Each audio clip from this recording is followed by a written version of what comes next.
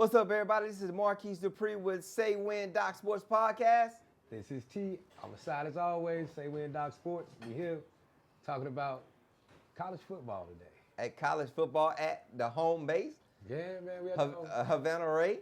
We back home. We done went tour around the city. We done showed a lot of good space, but everybody. no place like home, right? Man, I'm talking about, and every place for real though, on the sidebar, everywhere we tapped in, I'm talking post, I'm talking about tinderbox.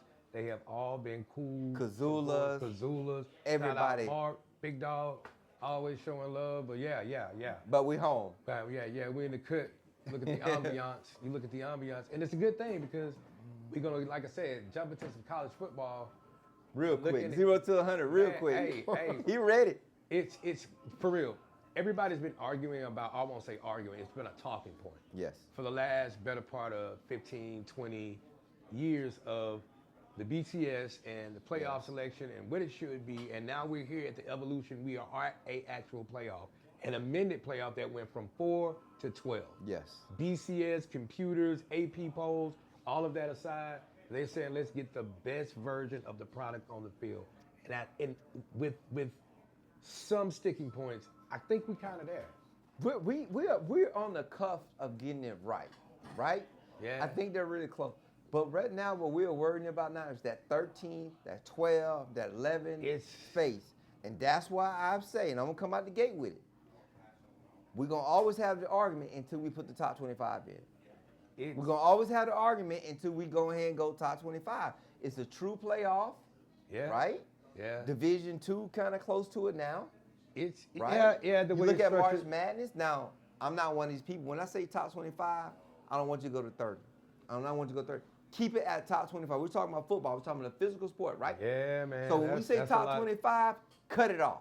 But then that'll give you what, 12 games? Yeah. That'll give you 12 games with one team looking out. So because we were breaking down, and I'm talking about, my bad, my dog in the chair, the man who makes this, I'm talking about Sturge Joe. Culture. My dog, Appreciate Joe. you, sir. The producer, the cameraman, everything, the editor, the man, Joe, love you so much. Man. Without Joe, telling y'all, without Joe, sausage don't get made, man. Right, we can't be in front of the camera without dude, right? Hey, man, that's my dog. Love you so much, but man. We were talking off camera about the aspects of just breaking down on what it looks like with the playoffs and what it may potentially be.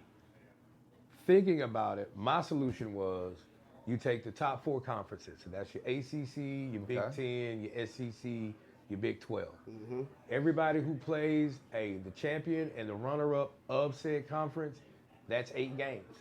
That's 8 games off the top. I mean, that's 8 teams. Mm-hmm. Okay? The last 4 spots are the third best 10 each one of those 4 conferences.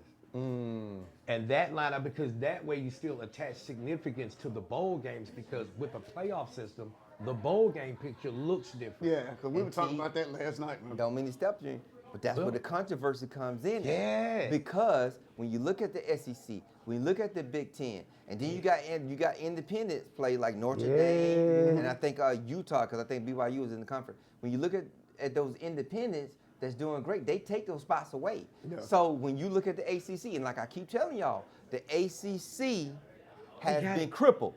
It's because of what happened with Florida State. And I know it was only 4 teams then, but when you got the SEC would have never had an undefeated team left out of anything. The Big Ten would have never had an undefeated team left out of anything. No way. Notre Dame undefeated would not have been left out of anything. Yeah. So once they did that, they set precedent.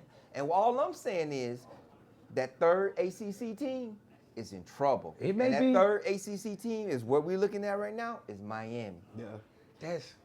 Is Miami the crazy is the third team. It's the ranking though. Bro, how the hell, excuse my French, how is Georgia Tech ranked what? Georgia Tech is 15 according to the statement right now. 9-1. They're 9-1. Okay, they play Virginia. Virginia is number 19, which is 9-2. Now, what's crazy is Miami is 14 at 8-2. Now, when everything is said and done, even if Miami wins out and Virginia wins out and Georgia Tech wins out, Virginia and Georgia Tech has to play each other. They'll have a better record in Miami, and they'll have 1 loss. So therefore, Miami will be dropped down to your 15th your 16th team. But- because if you stay like you said, it's Virginia and Georgia Tech plays each other. The winner and the runner-up ups go. get in, but I don't think the ACC runner-up will get in. But if they did, right? If Georgia Tech and Virginia was to get in, right? Runner-up. They would be play- the first team out. I Right? understand what you're saying. So Miami will be left out. And I think Miami, now I'm sorry, Miami is 8-2, and I'm a Florida State fan. But to me, Miami is probably better than Virginia Tech and Georgia Tech. I agree with Just that. because I of the see that. brand, just because of the scheduling. It's going to make They for just- better product on the field. Exactly. But again, what I'm saying is with the because what we came into with the wrinkle was with the SEC, and this is going to get crazy. So let me take you down this rabbit hole of SEC. how it We would went, go. we went deep last night. Okay. We went deep. Okay, the SEC. If we're saying, if the premise that I'm saying holds, and that's being conference champion and the runner-up, they get automatic bid, and then the third best team in that conference gets one of the 4 remaining spots as well. So in that theory, if that holds true, you've got on the East, SEC East would be Georgia. And Texas A&M. No, if they played in the SEC championship game. How the SEC championship game runs? Is it the top best or is it still conference? No, East and West. It's East and West. It's East and West still? It's yeah. not the 2 top best? Okay. I I thought it was 2 top best. I thought it would be like the 2 best with the better record. It's, No, But okay. I think it's still East and West. It may, even if it is, it's just going through the theory of just for the sake of comparing a comp. Yeah. If it's still East and West, it would have Georgia winning the East in theory. Okay. And it would have either Texas A&M or Ole Ole Miss. Miss winning the West. They would play in the SEC they in championship. trouble. They would play in the SEC championship. Both of them automatically get in. Okay, I so see that. still there's going to be 4 teams, 2 on the East in Tennessee and Vanderbilt, and 2 in the West with whatever Texas A&M or Ole Miss don't go, and then the other team would be Bama, which all are now 8-2. Oh, if it'd be crazy. Yeah. You Let- see hold what on, I'm stop. saying? Time out. You see that rabbit hole? Everybody, y'all Hold on. understand how that Time goes? out. Time out. That's just an NCAA. Time out. Yeah. Time out. Let's just stop. Let's just go through the top 10 for right now. You're going to just go to top 10. Top 10 is Yeah, and that's 50. fair. Ohio State, which is 10-0. Indiana, which is 11-0, which we know Yeah. Indiana is number 1. That's just as Texas so A&M. Texas A&M is 10-0, which is 3. Yeah. Georgia's 9-1. Ole Miss 10-1. Yeah. Oregon 9-1. Texas Tech, which I didn't even know, is Blew my 10-1 Blew my at mind. number 6. Oklahoma 8-2. Notre Dame, who I can't stand, need to get the ass in the conference, is 8-2, and Alabama is 8-2 At 10. at 10. That's the top 10. I'm stopping right there. Yeah. So let's just discuss And what we 50% see. of that is SEC. Exactly. 50% of the That's top what I'm teams, saying. Texas A&M, Georgia, Ole Miss, Oklahoma, And and Bama. Alabama. So here's the question to your point, Degree. If Georgia, Ole Miss, and Bama get in, what are you gonna do with They- you gonna keep Vandy out so you can put Miami in? Woo! One of those 4 And- spots. Woo! We haven't. Hold up, Joe. Stop. Because we just talked about the top 10. We haven't went through 11 through 25. That's true. But looking at the top 10 right now, the SEC is plugged deep. Yeah.